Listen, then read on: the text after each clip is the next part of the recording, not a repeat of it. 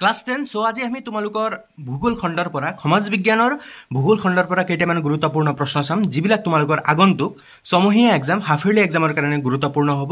ইয়াৰ আগতে মই ইতিহাস খণ্ডৰ তোমালোকক কেইটামান গুৰুত্বপূৰ্ণ প্ৰশ্নকেইটা দি দিছোঁ, তোমালোকে গৈ পেলাই চাব পাৰা। আদৰ্শ পাঠশালা চেনেলত ভিডিঅ'টো আপলোড কৰা আছে, ঠিক আছে। আজি আমি ভূগোল খণ্ডৰ পৰা কেইটামান গুৰুত্বপূৰ্ণ প্ৰশ্নবিলাক চাম যিবিলাক তোমালোকৰ কাৰণে যিবিলাক গুৰুত্বপূৰ্ণ প্ৰশ্ন হ'ব তোমালোকে চাই পেলাই যাবা, ঠিক আছে। প্ৰথম অধ্যায় দ্বিতীয় অধ্যায় তোমালোকে জানাই সিলেবাসটো, ঠিক আছে। অৰ্থনৈতিক ভূগোল বিষয়বস্তু আৰু সম্পদ আহিব। নেক্সট তোমালোকৰ পৰিৱেশ আৰু পৰিৱেশৰ সমস্যা আহিব। তোমালোকে কি চাব লাগিব চোৱা। অৰ্থনৈতিক ভূগোল বিষয়বস্তু আৰু সম্পদ, ইয়াৰ পৰা তোমালোকে চাব লাগিব অৰ্থনৈতিক ভূগোল কাক বোলে। ইম্পৰ্টেণ্ট হ'ব, ইম্পৰ্টেণ্ট পইণ্ট হয়, তোমালোকে ভালদৰে এই পইণ্টটো তোমালোকে চাই পেলাই যাবা, ঠিক আছে। ইয়াৰ পৰা তোমালোকক সুধি দিব পাৰে।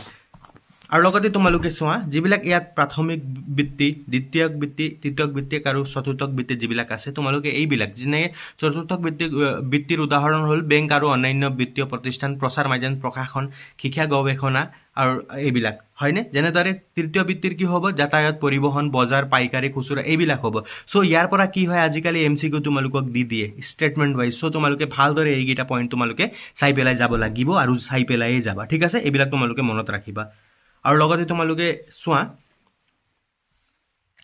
ইয়াত এনেকুৱা পইণ্টবিলাক মনত ৰাখিবা। আধুনিক অৰ্থনৈতিক ভূগোলৰ পিতৃস্বৰূপ জৰ্জ চিজম, এইবিলাক তোমালোকে মনত ৰাখিবা। আৰু লগতে তেওঁ কি কৈছে, এখন ঠাইৰ অৰ্থনৈতিক উন্নয়নৰ গতি আৰু দিশ নিৰ্ণয় কৰাটোৱে অৰ্থনৈতিক ভূগোলৰ মূল উদ্দেশ্য। এইবিলাক পইণ্ট যেনেকৈ ইয়াৰ পৰা তোমালোকক MCQ হ'ব পাৰে, এইটো ষ্টেটমেণ্ট কোনে দিছিল। আৰু লগতে আন দুজন অৰ্থনৈতিক ভূগোলবিদ জনছ আৰু ডাৰ্কেনৱাল্ডৰ মতে আকৌ অৰ্থনৈতিক ভূগোল বিশেষকৈ উৎপাদনক্ষম ভিত্তিক বা কাৰ্যকলাপ অধ্যয়নৰ লগত জড়িত। আৰু লগতে কিছুমান অঞ্চল কিয় উৎপাদনত আগবঢ়া আৰু আন কিছুমান অঞ্চল কিয় আমদানি বা ব্যৱসায় বাণিজ্যত আগবঢ়া, এনে প্ৰশ্নবোৰৰ উত্তৰ উদ্ঘাটন কৰাত সহায় কৰে। এইবিলাক তোমালোকে ষ্টেটমেণ্ট হয় যিবিলাক পঢ়ি পেলাই তোমালোকে যাবই লাগিব। ইয়াৰ পৰা MCQ তোমালোকক দি দিব পাৰে। চ' তোমালোকে ভালদৰে চাই পেলাই যাবা, তোমালোকৰ কাৰণে খুবেই জৰুৰী হয়, ঠিক আছে।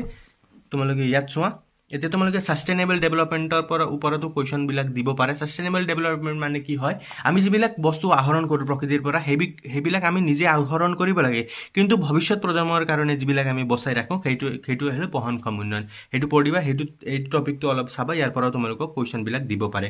সম্পদৰ অৰ্থ আৰু গুৰুত্ব, এই টপিকটো সম্পদটো ইম্পৰ্টেণ্ট হয়। সম্পদৰ কি কৰিব লাগে, তোমালোকে যিবিলাক শ্ৰেণী বিভাজন হয় তোমালোকে ইয়াৰ পৰা চাবা। যেনে ব্যক্তিগত সম্পদ, জাতীয় সম্পদ, আন্তৰ্জাতিক সম্পদ কাক বোলে, এইবিলাক তোমালোকে চাবা, ঠিক আছে।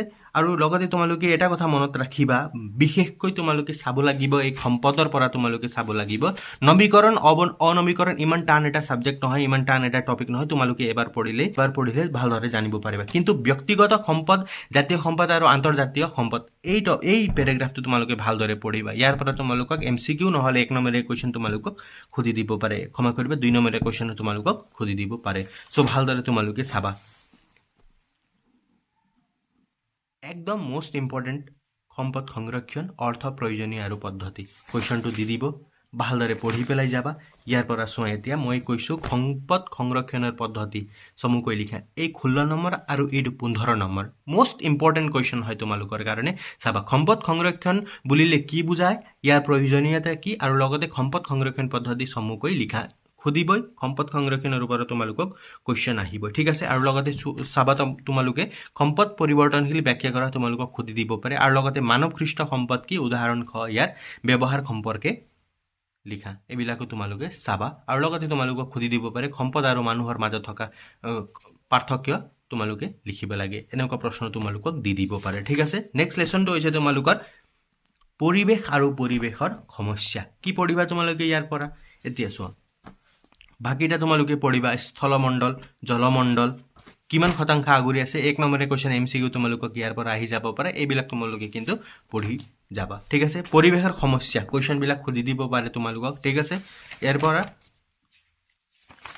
2 বা 3 মাৰ্কৰ কাৰণে MCQ তোমালোকক দি দিব পাৰে। তোমালোকে ভালদৰে চাই পেলাই যাব লাগিব, ঠিক আছে। পইণ্টকেইটা মই চাই আছোঁ, কোনবিলাক তোমালোকে ভালদৰে চাব লাগিব। মৰুকৰণৰ বিষয়ে তোমালোকে চাবা, ঠিক আছে। মৰুকৰণৰ বিষয়ে তোমালোকে পঢ়িবা, ইয়াত দিয়া আছে ধুনীয়াকৈ। ইয়াৰ পৰা কুৱেশ্যন আহিব পাৰে তোমালোকক। MCQ নহ'লে তোমালোকক 2 নম্বৰীয়া কুৱেশ্যন তোমালোকক সুধি দিব পাৰে, ঠিক আছে। ইয়াৰ পৰা চোৱা, এতিয়া মই কৈছোঁ এইবিলাক মৰুকৰণৰ সমস্যাৰ সমাধান সম্ভৱ নে মৰুকৰণৰ কাৰণ দৰ্শন এইবিলাক কুৱেশ্যন সোধা কুৱেশ্যন হয় কমন কুৱেশ্যন হয় বাৰে বাৰে ৰিপিট কুৱেশ্যন হয় ঠিক আছে আৰু তোমালোকে চা পানী প্ৰদূষণ কি আৰু কেনেকৈ হয় কমন কুৱেশ্যন ৰিপিট কুৱেশ্যন এইটো 14 নম্বৰ কুৱেশ্যনটো পৰিৱেশৰ প্ৰধান সমস্যাসমূহ কি কি সুধি থাকে কুৱেশ্যন এইবিলাক কুৱেশ্যন তোমালোকে ভালদৰে চাই পেলাই যাবা খুব ইম্পৰ্টেণ্ট প্ৰশ্ন হয় এইবিলাক ঠিক আছে আৰু মই কৈছোঁ এই 22 23 আৰু 24 তিনিটাৰ ভিতৰত যিকোনো এটা প্ৰশ্ন তোমালোকৰ এক্সামত আহি আছে গোলকীয় উত্তাপৰ বিষয়ে তোমালোকক কুৱেশ্যন সুধিবই চ' তোমালোকে ভালদৰে চাই পেলাই যাবা এইবিলাক গোটেইকেইটা তোমালোকে চাবা ঠিক আছে এইবিলাক পঢ়িবা আৰু ভালদৰে এক্সামটো দিবা আৰু এক্সাম আহিবলৈ এতিয়া এমাহ